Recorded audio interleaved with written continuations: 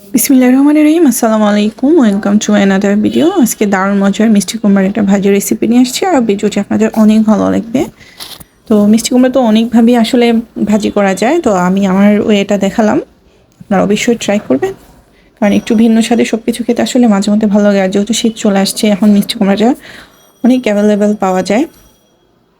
তো মিষ্টি কুমড়াটা একটু হেলদিও, বিশেষ করে বাচ্চাদের জন্য। তো একটু যদি মজা হয় আসলে বাচ্চারা প্লাস পরিবারের সবাই খাবে। তো শুরু করা যাক আমার রেসিপিটা। প্রথমে কড়াইতে পরিমাণ মতো তেল নিয়ে নিব, পেঁয়াজ আর কাঁচামরিচ নিয়ে নিলাম।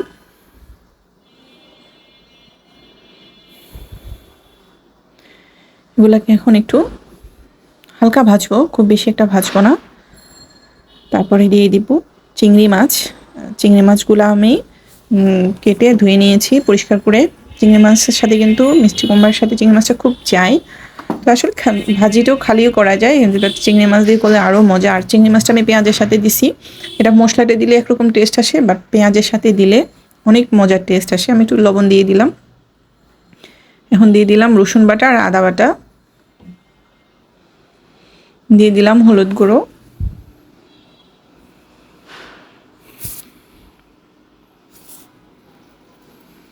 দিয়ে দিলাম ধনিয়ার গুঁড়ো।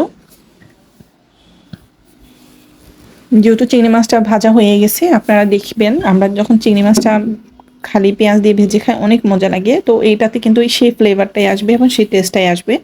কিন্তু আপনি যদি মশলা কষানোর পরে চিংড়ি মাছটা দেন, তখন কিন্তু আর সেই ফ্লেভার বা টেস্টটা আসে না। এখন আমি দিয়ে দিচ্ছি মিষ্টি কুমড়াগুলো।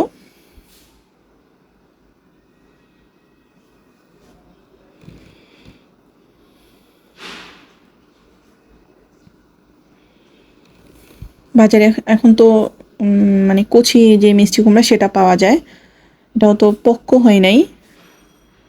চাইলে আমরা চামড়াও ইউজ করতে পারতাম। তখন ঢাকনা দিয়ে রেখে দিব কিছুক্ষণের জন্য।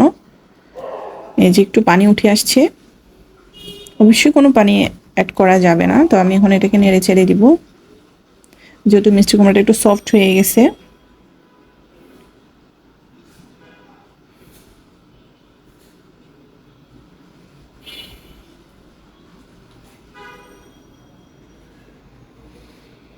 তো এটাকে নেড়ে ছেড়ে দিয়ে আমরা কিন্তু আর ঢাকনা ইউজ করব না। যদি আমরা এখন ঢাকনা ইউজ করি তাহলে এটা কিন্তু একদম নরম হয়ে যাবে। তো যারা নরম খেতে চান, একেবারে মাখা মাখা খন্ড মুড়ি খন্ড টাইপের, চাইলে ওরকম করতে পারেন, কোনো প্রবলেম নেই।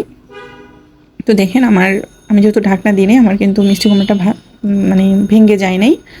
তো আমার রেসিপিটা আপনাদের অনেক ভালো লাগছে, অবশ্যই খেয়ে দেখবেন আর অবশ্যই রান্না করে দেখবেন। আমরা তো আপনাদের জন্যই ভিডিও বানাই।